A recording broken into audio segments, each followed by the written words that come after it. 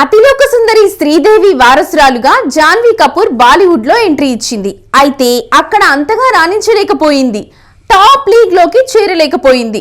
టాలీవుడ్ లో మాత్రం త్రిబులార్ హీరోలు ఎన్టీఆర్, చరణ్ల సరసన నటించే లక్కీ ఛాన్స్ దక్కించుకుంది.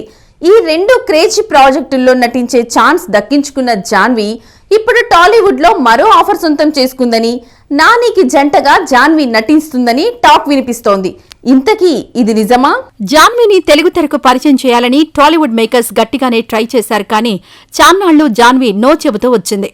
అలాగని తెలుగులో నటించకూడదు అని కాదు, ఖచ్చితంగా చేస్తాను అని చెప్పేది. ఆఖరికి యంగ్ టైగర్ ఎన్టీఆర్ హీరోగా కొరటాల శివ తెరకెక్కించే దేవరా మూవీలో నటించేందుకు ఓకే చెప్పింది. సెప్టెంబర్ 27న ఈ క్రేజీ మూవీ దేవరా రిలీజ్ కానుంది. అయితే దేవరా రిలీజ్ కాకుండానే mega power star Ram Charan హీరోగా బుచ్చిబాబు తెరకెక్కించే మూవీలో నటించే ఛాన్స్ కూడా దక్కించుకుంది. ఈ మూవీ మైత్రి మూవీ మేకర్స్ సమర్పణలో వృద్ధి సినిమా సంస్థ నిర్మిస్తోంది.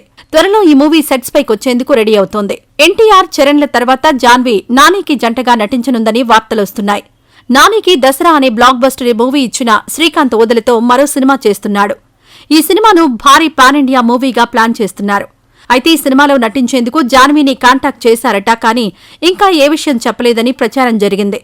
ఇదే విషయం గురించి నానిని అడిగితే, మా చిత్ర బృందం ఆమెతో చర్చలు జరుపుతోందేమో నాకు తెలీదు, సరిపోదా శనివారం షూటింగ్లో బిజీలో ఉండడంతో ఆ ప్రాజెక్టు గురించి పట్టించుకోలేదు అని నాని చెప్పాడు.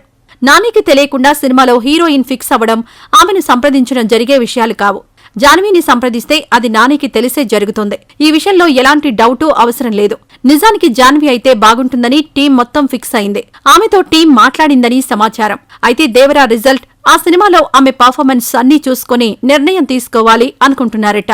అందుకని హోల్డ్లో పెట్టారని టాక్. సో నాని, శ్రీకాంత్ ఓదెల మూవీలో హీరోయిన్ ఎవరనేది క్లారిటీ రావాలంటే దేవరా రిలీజ్ వరకు వెయిట్ చేయాల్సిందే.